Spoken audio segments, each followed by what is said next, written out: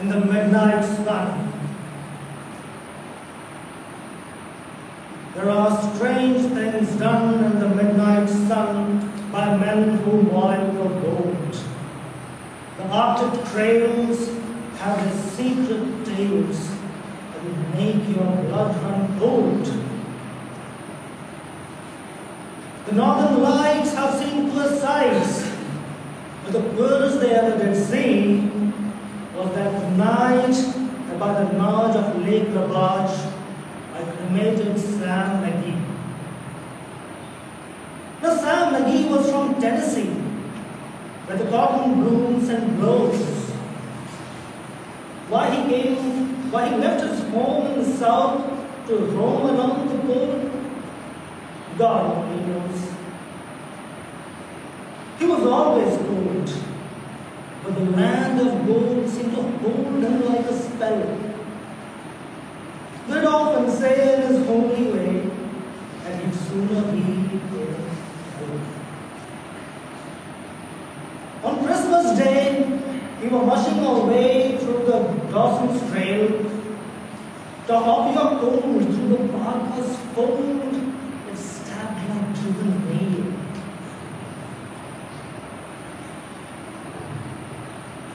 If our eyes would close, the lashes froze till sometimes we couldn't see.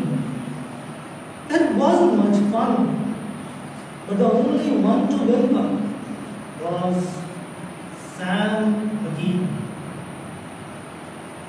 At that very night, as we lay back tight in our robes beneath the snow, the dogs were fed and the stars overhead were dancing heel and toe.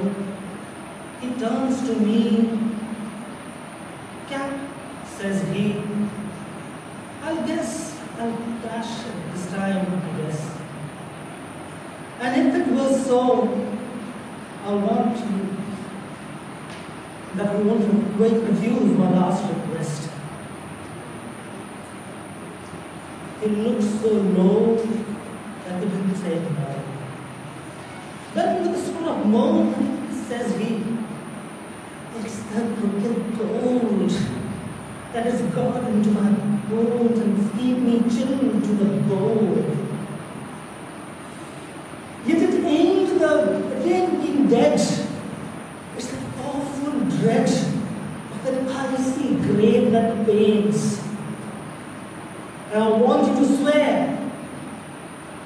that foul or fair will cremate my last remains."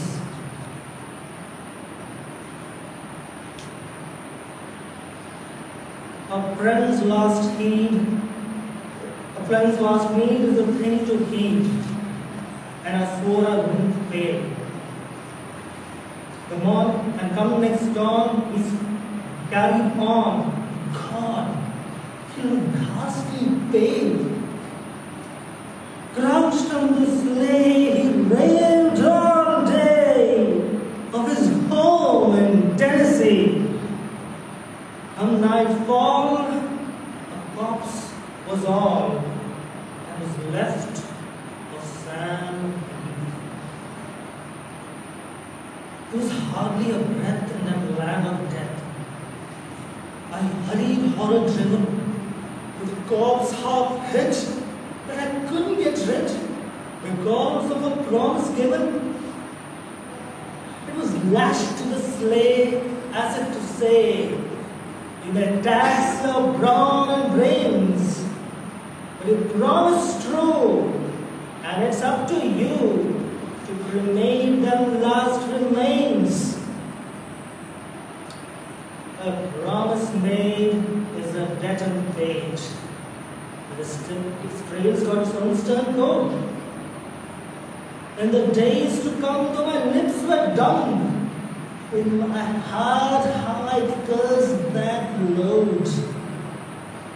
In those long, long nights, in the lone firelight, while the huskies round in a ring howled their woes to the homeless snows.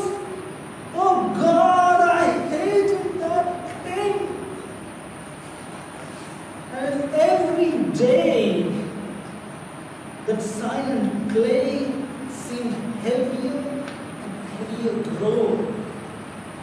But I went on, and on I went, till the dogs were spent, and the grub was running low.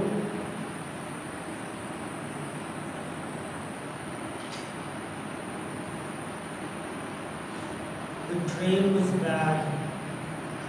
I felt mad, but I swore I wouldn't give in. I didn't sing to that hateful pain, and it heartened me with a grin. Till at last I came to the marge of Lake Nobage, and a derelict there lay. It was jammed with ice, but I saw it in a trice. It said Alice May.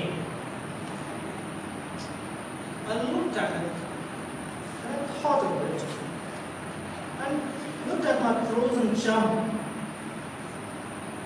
And then I said, "Here," said I, in a sudden cry, "is my crematorium." Some planks I tore from the cabin floor and put in the boiler fire. Some coals I found that were lying around and heaped the fumes much higher. The flames just soared.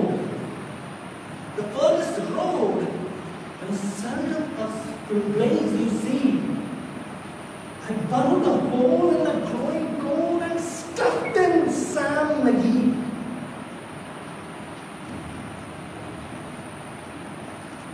I made a hide, for I didn't like to hear his civil show.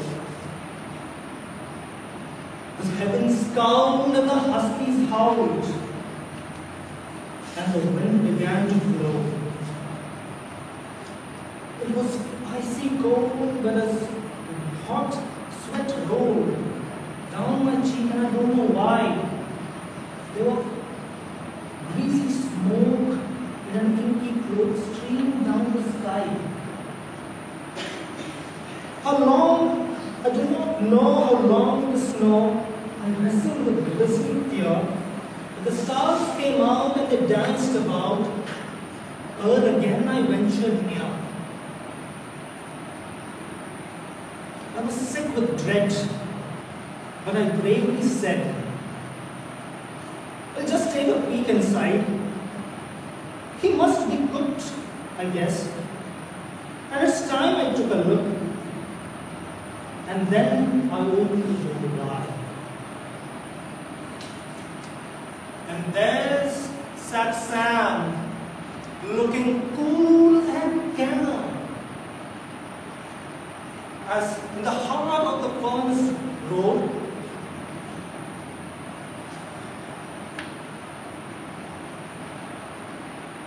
He said,